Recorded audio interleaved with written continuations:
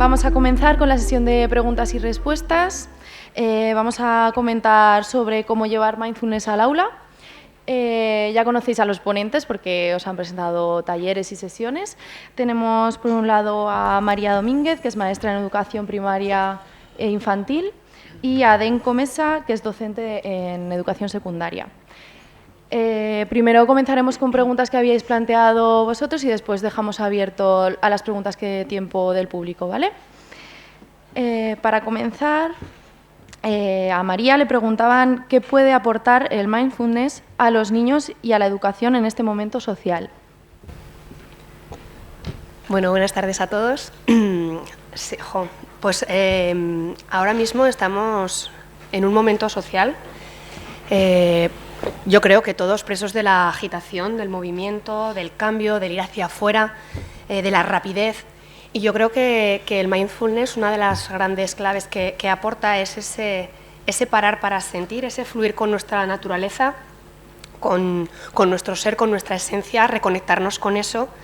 Y en los niños yo creo que yo lo que suelo trabajar son en 3 grandes bloques, que es todo lo que es el tema físico, todo el cuerpo, la conciencia postural, la conciencia en el movimiento, de lo que nos nutrimos también, en aspectos también fisiológicos, el aportar conciencia en eso, también a nivel de gestión emocional, de autonomía, el ser conscientes de nuestras emociones, el comprenderlas, el aceptarlas, y luego el tercer nivel, que sería el nivel mental, que es un poco el que los profesores más buscamos en cierto momento, esa capacidad de atender, de enfocar la atención que llega, ¿no?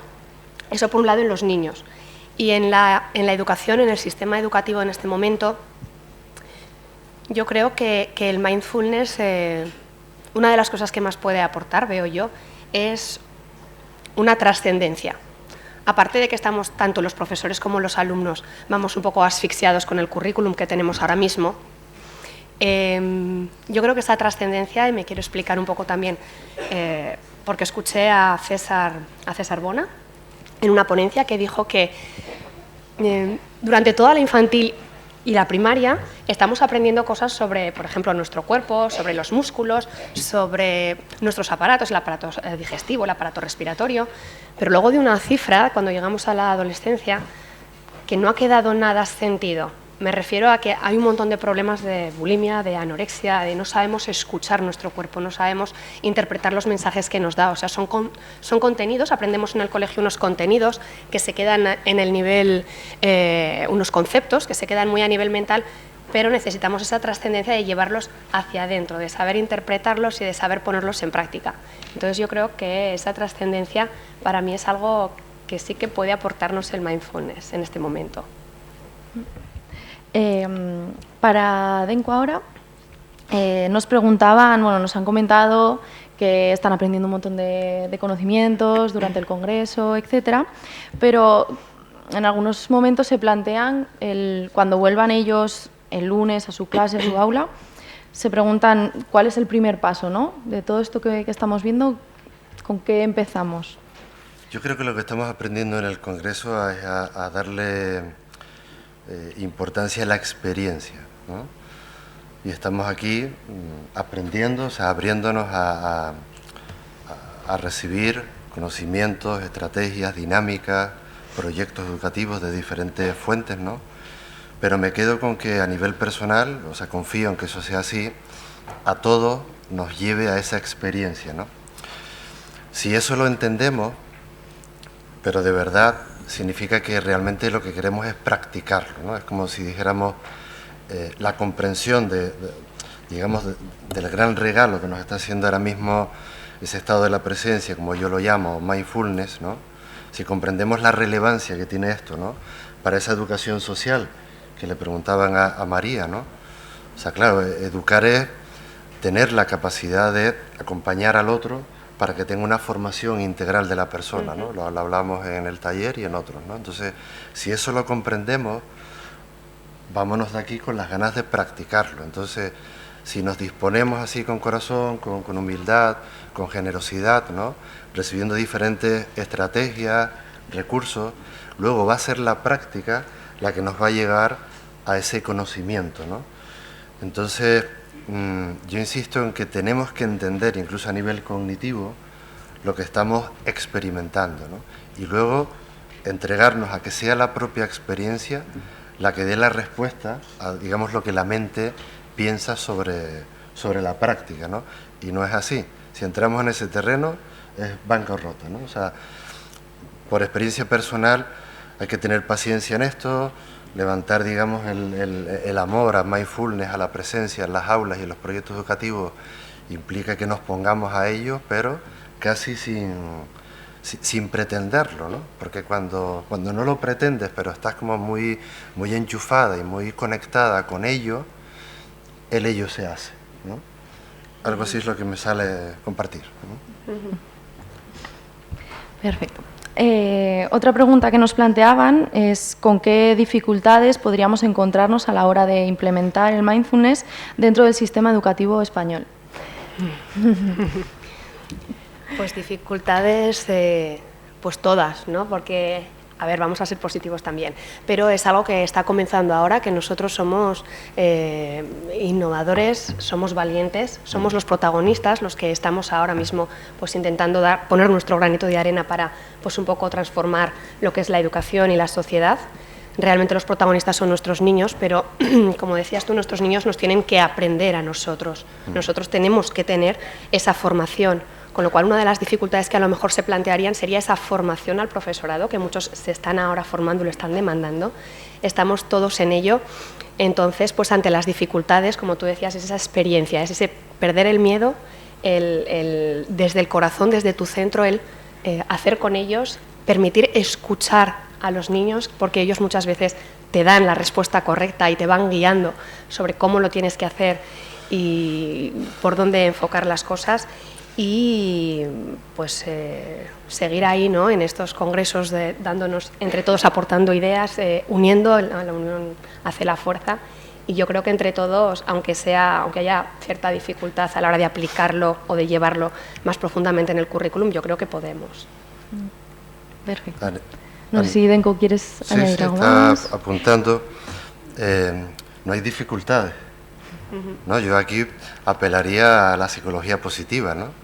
Está clarísimo que todo este grupo de personas estamos como muy motivados, ¿no? Hay una aspiración a esa formación integral de la persona, a esa trascendencia de la que tú hablabas, ¿no?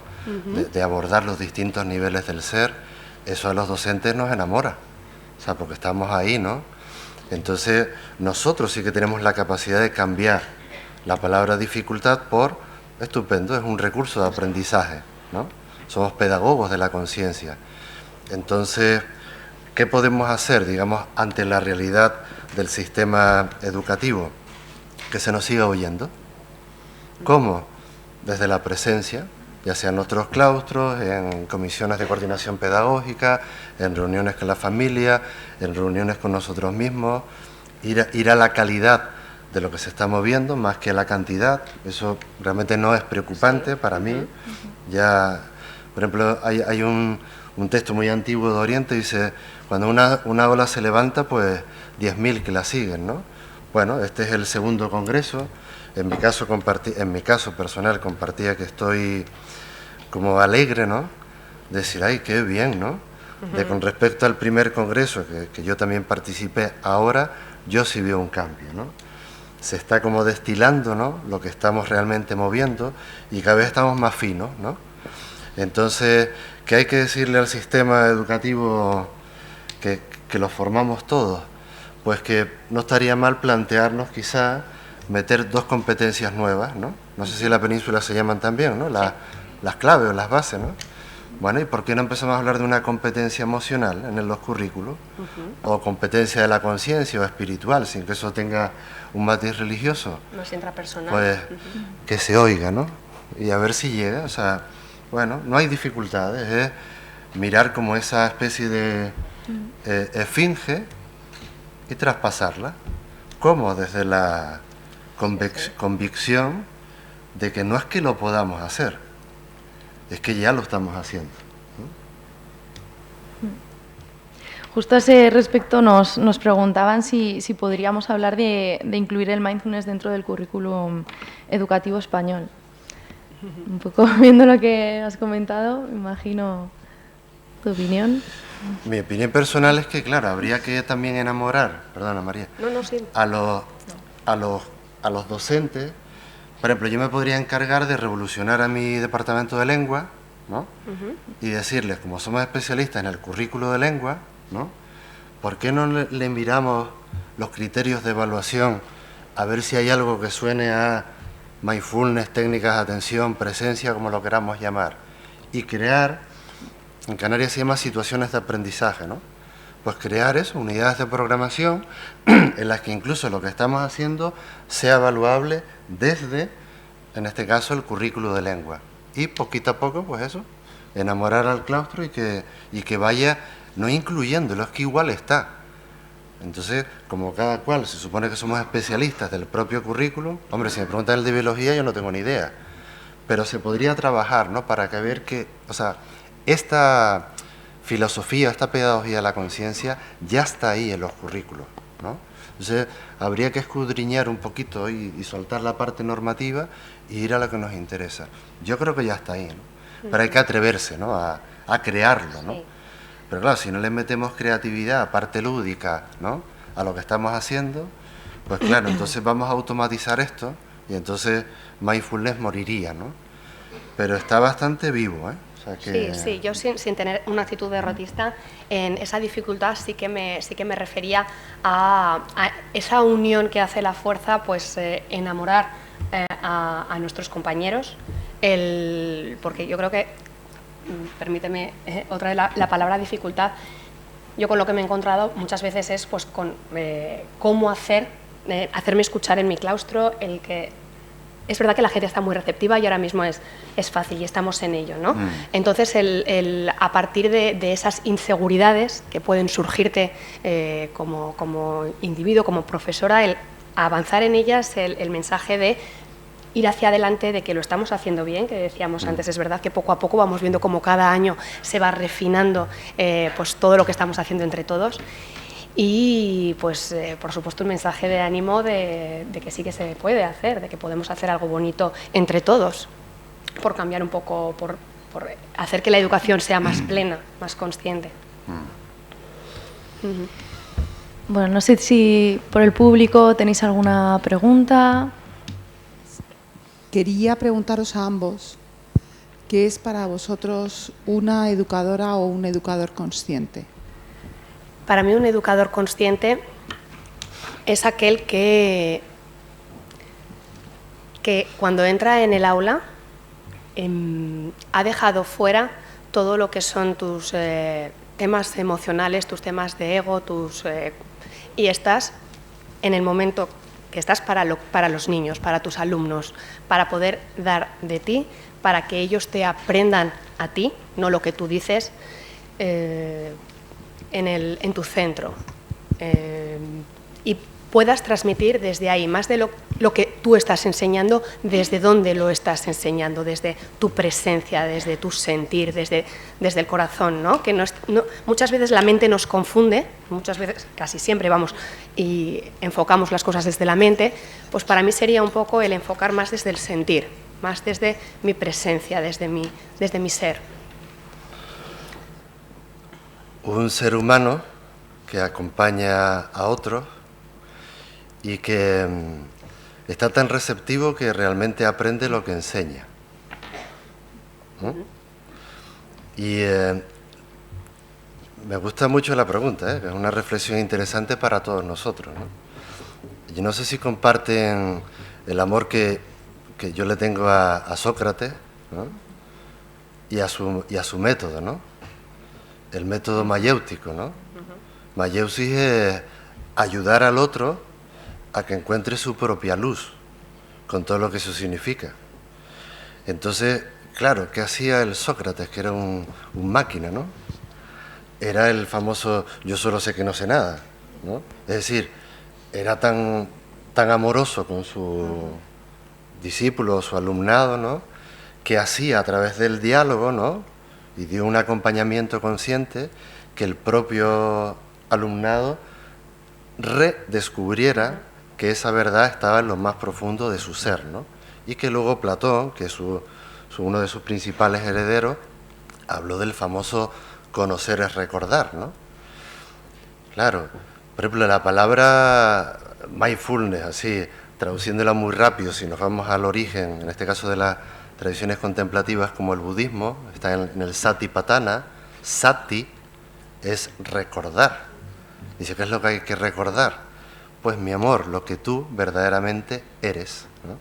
Y para eso, un educador consciente tiene que ser alguien que está, como dice María, en un estado de presencia y que se permite desde ahí acompañar al otro en su propio proceso, sin manipular ese proceso, acompañarlo, porque esa es la esencia de la meditación o de las prácticas de mindfulness, o sea, aprender a contemplar sin manipular.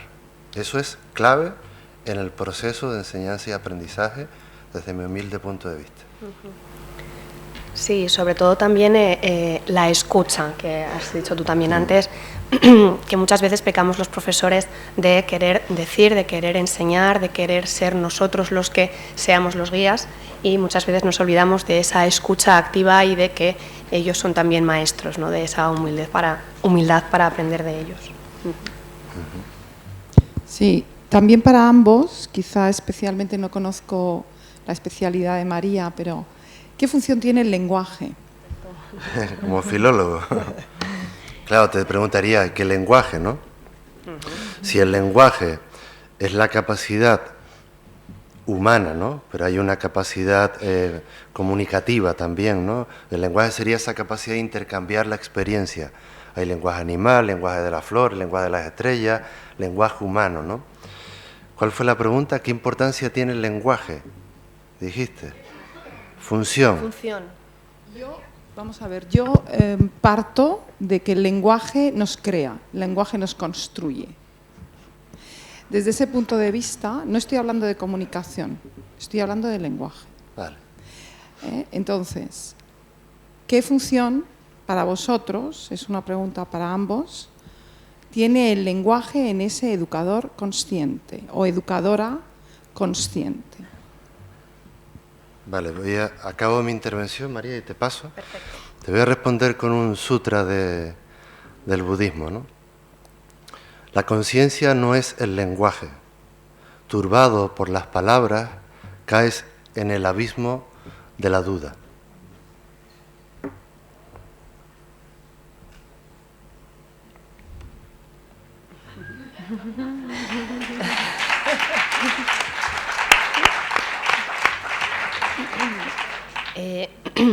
Yo te contesto que soy especialista en infantil y en primaria, y había apuntado un poco lo mismo. Yo, más que con el lenguaje, trabajo con los niveles de conciencia de los niños.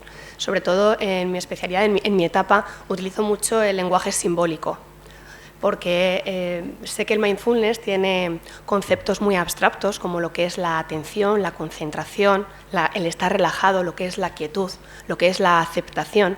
Y para explicarle esto a un niño pequeño con palabras no puedes, el lenguaje es que se queda pequeño, ¿no?